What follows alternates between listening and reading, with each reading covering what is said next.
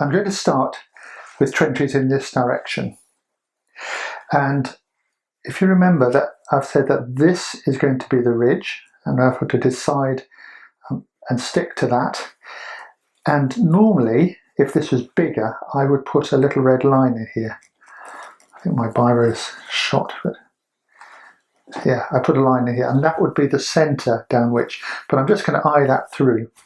So here's a couple that I've done already, like that. And how I start is I just start with the top bit, because the curve is fairly slow here, almost straight, and then it wraps around quite quickly. So just starting over here, I'll show you what I did for the first bit. I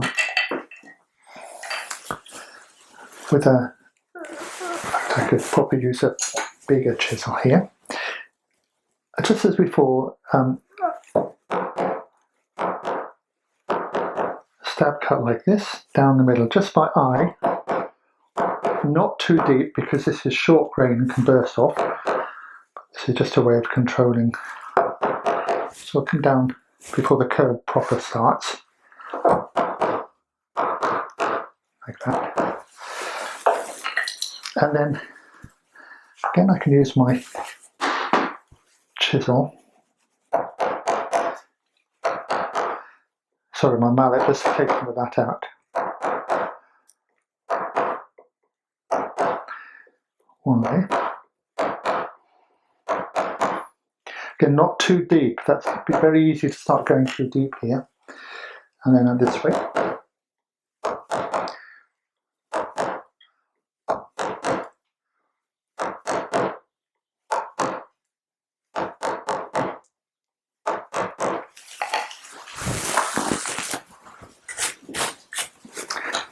And then I'm going to clean that up, just as I did before, coming right off the edge here, not worrying about the end, and leaving a millimetre or so just here, just a little bit, so I can just see the line, like that.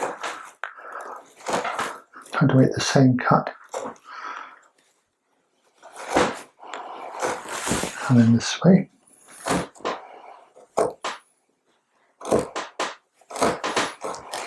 That sort of slice cut down like that works well.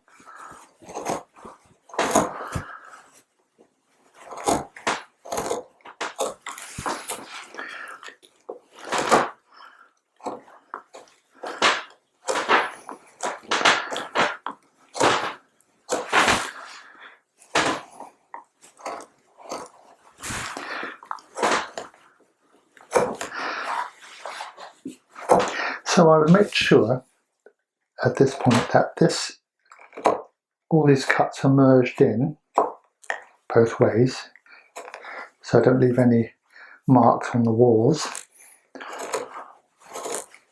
Keep a consistent depth and get the bottom of the root here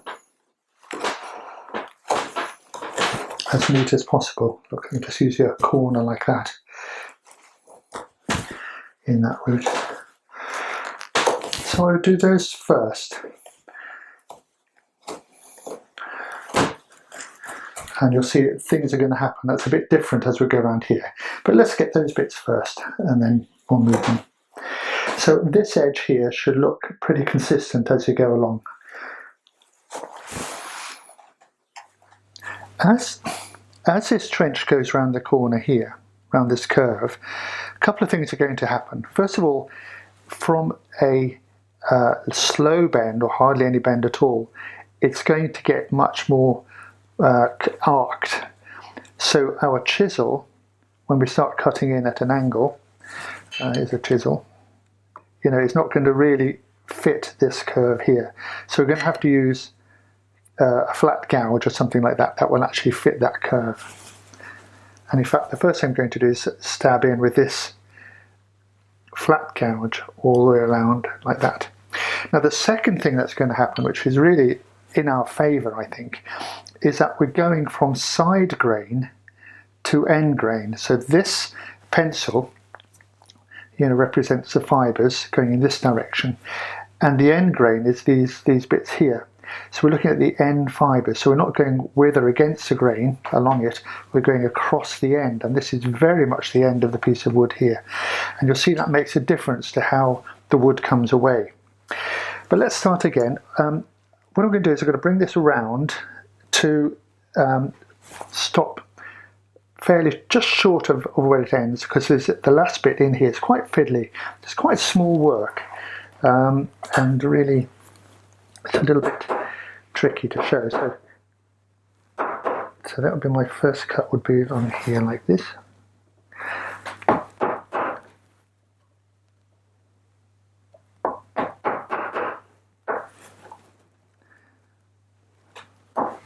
Oops.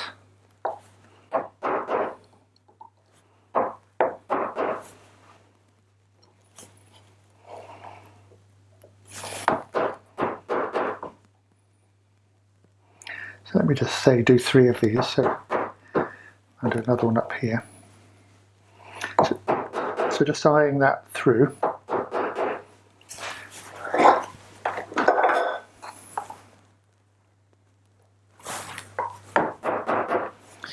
Okay, then again I'm going to start taking away some of this wood. Now this is harder because it's across the end grain. This one here.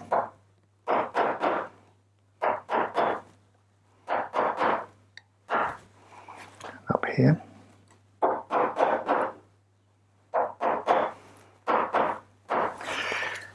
Now we can swap the tool over upside, so from the gouge being this way up, we're now upside down, and we'll find that should fit this here. But you see how this is falling out so much easier. This is now going into the end of the wood.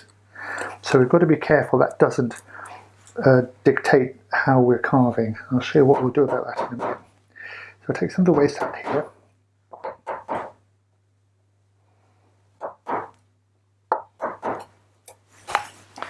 In fact, I probably don't even need the mallet.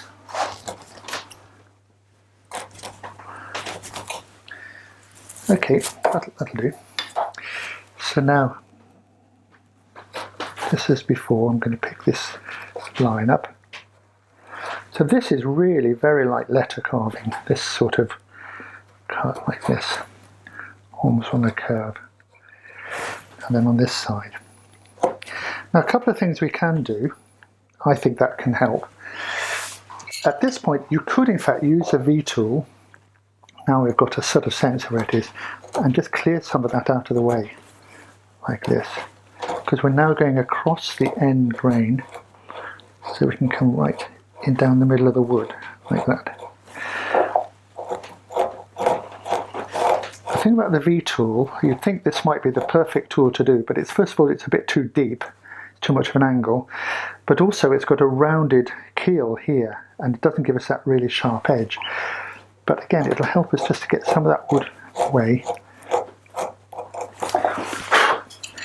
And then we're into sort of cleaning it up, and again it's around like this. And on this side, it's either going to be a gouge like this, or here's another thing we can do. Because we're all going downhill, if you get yourself a smaller tool, you can actually chase this cut in like this. This is all downhill with the grain. So you can do something like that. So you can mix, this is open wood, oak, not very, really probably the best wood for this sort of work, but that's what the job is. And look, I can go on both sides. So again, I can take some of that out here. And then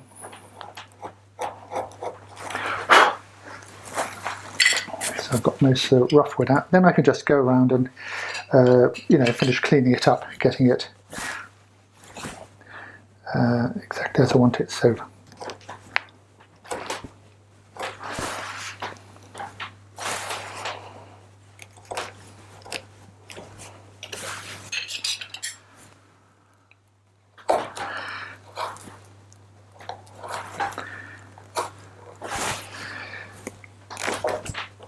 So again, what we're looking for is this clean line that continues all the way along here, down there. There's a little bit here. Down the middle. I get a nice sharp root at the bottom.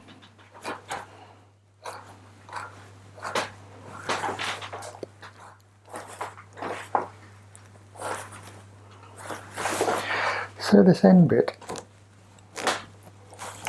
the problem is this here, this flange, which is getting in the way, look.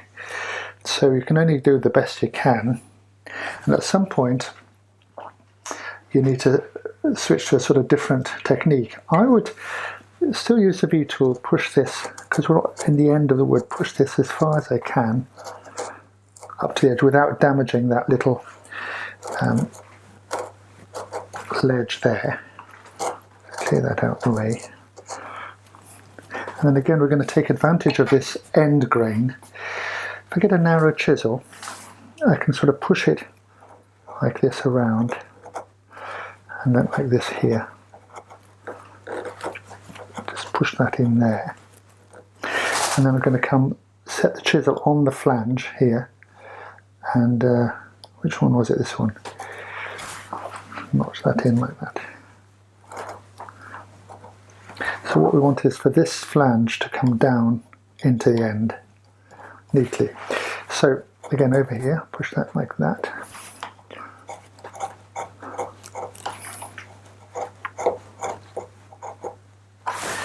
And then try and get this out. That's tricky because again, that's going down the end of the wood. And if you find, depending on you know, the shape of your acorn, you might find that you can get in with a chisel like this. You might find you need a little knife like that with a tight corner that might go in there and nick that out. Or a skew chisel, of course, something like that. Getting right in there. Whatever, that end wants to be neat and tidy. And a little triangle at the end of the root.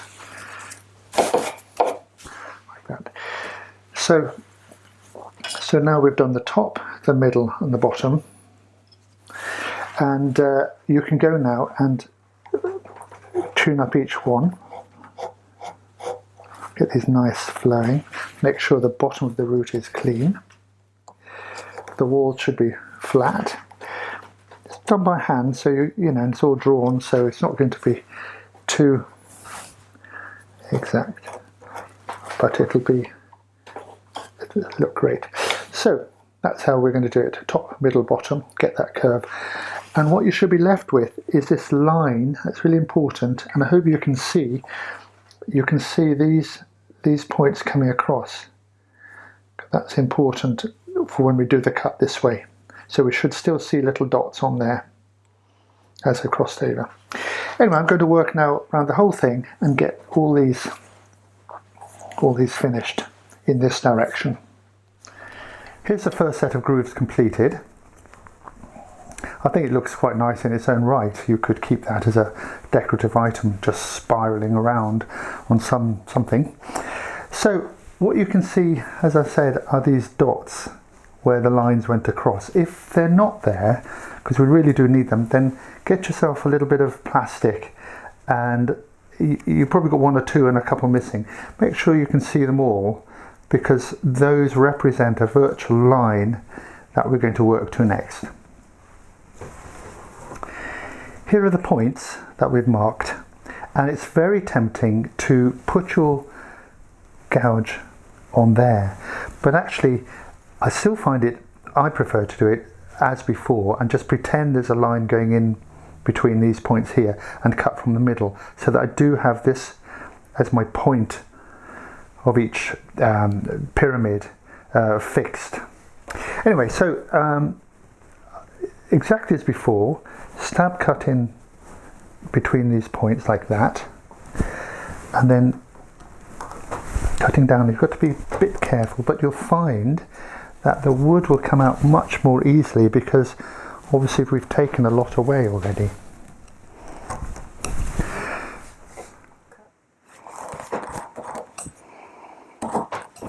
So again, I'm going to do it in parts.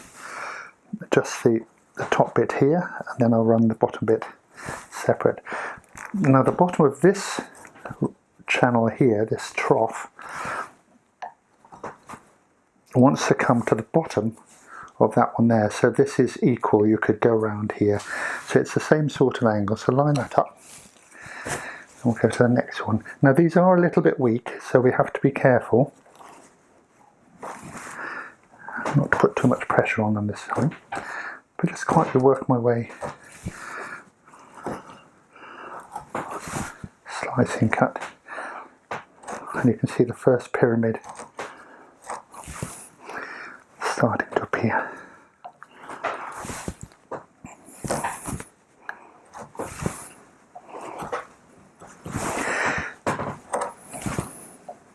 So backwards and forwards, working that down. And there it is, and you still see the dot on the top, because these pyramids are not sharp. That would be awful if they were really sharp. That would be almost like a medieval weapon. This is slightly truncated, and we'll run a bit of sandpaper over that so that they're a little bit tactile. But there you go, that's what we're doing. You run across the edge like this, and as far down as we did before, somewhere about there, and just work your way all the way around. So if we look at the way these come up to the top, there must be these little half or quarter, whatever it is, bits of pyramid left. So there's a blank area here, which is nice, and then the start of the pyramid is just there.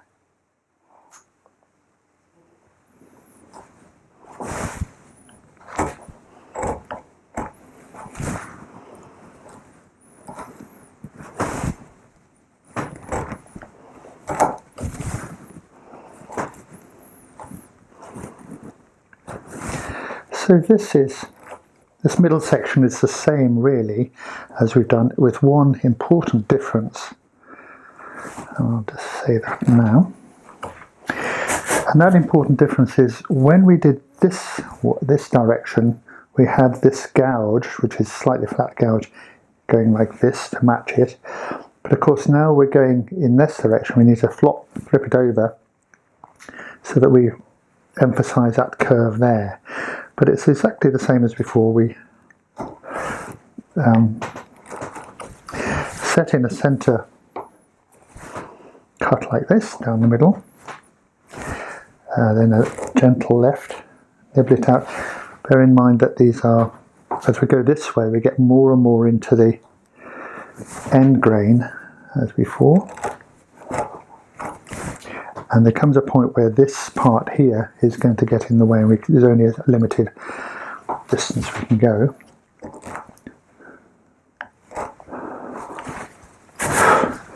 But quietly work those around as far as we can. So for the final stage, you want to make sure that you know where these points are. It's quite tricky to, and they're very small, quite tricky to get that. So just make sure you know where the cut is going. You could use a chisel, or what I'm going to use here, a flat gouge, also orientated as before into that curve, and then I'll get into there better with this narrow gouge, nibbling that out.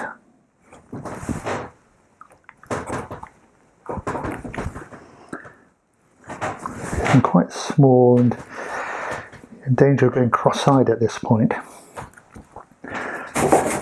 So you wind the thing in just as before up to the end here,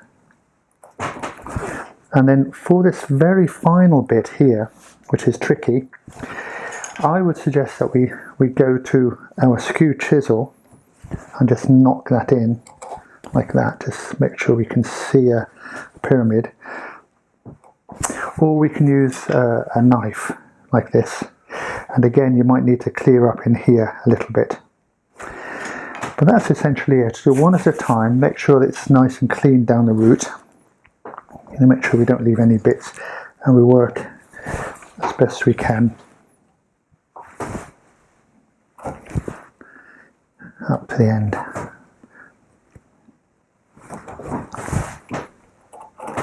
I wouldn't use the V-tool as we did before at this point, because it's It's all a bit fragile. These are very small.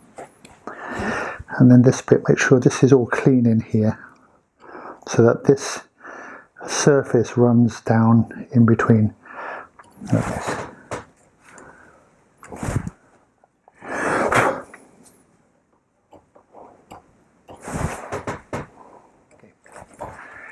So there it is, looking, I think, very dramatic. What we need to do now is take a very fine sandpaper, somewhere around 400, that's a very fine grit, and just wipe this surface like this. So wipe off the little dots and make it a little bit more tactile. So wipe those off. And then I would very carefully now, and this is the last little bit, you can mark a point to begin with, say here. I'd change the lighting and I'd go very carefully round and inspect every little bit to make sure that everything's good, because sometimes these aren't very like this one here is not a complete rectangle, square, is a bit not quite right, so I would just clean that one up like that. So I just go round, so that marks my starting point, and I work my way around, checking that everything's nice and clean, and then it is finished.